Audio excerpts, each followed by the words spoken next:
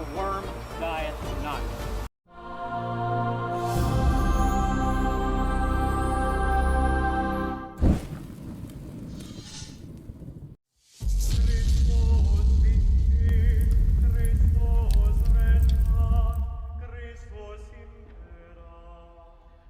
Glory to Jesus Christ.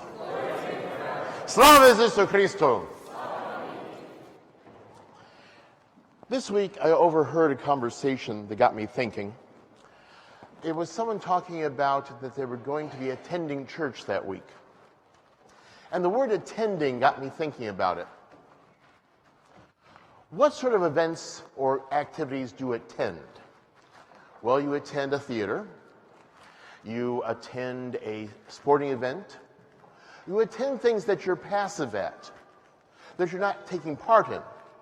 For example, you wouldn't say, I'm attending a restaurant, because you're actually doing something there. You wouldn't say you're attending your doctor's office, because after all, something is going on there. But in something that's passive, that you're observing only, you attend that. You don't attend church. At least you shouldn't be attending church. When we are baptized as priest, prophet, and king. That's true of every single Christian. Our first duty is to worship God, to come to church and open our hearts to God in praise and love. That's our first duty as a Christian.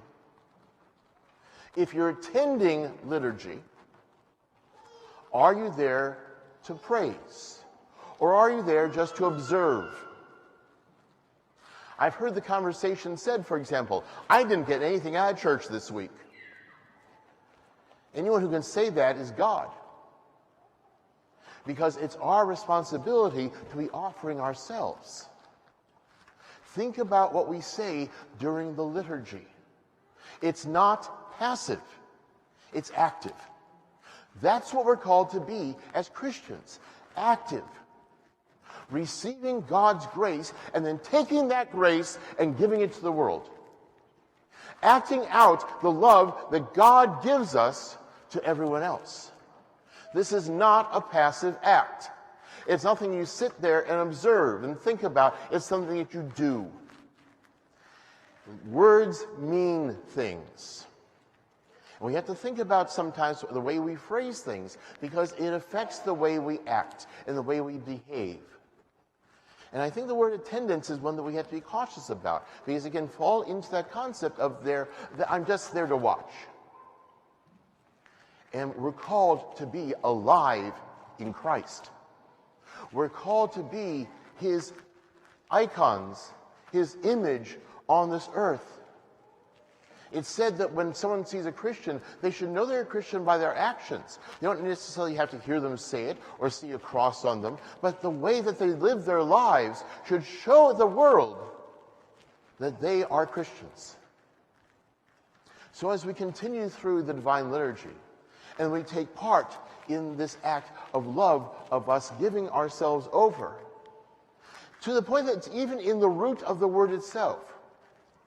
We call it the Divine Liturgy. What does the word liturgy mean? In Greek, it comes from the Greek word liturgeia. Liturgeia translates as the work of and for the people. Think about that. Of and for the people is what the word liturgeia means. So the Divine Liturgy calls us to be acting for the people and of it to give our glory and honor to God.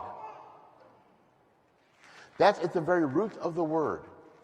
So as we continue through the liturgy, let us think about what it is that we're doing and what God calls us to do. If we open our hearts and truly live it out as he calls us, then we're worthy to say, "Glory to Jesus Christ." Ave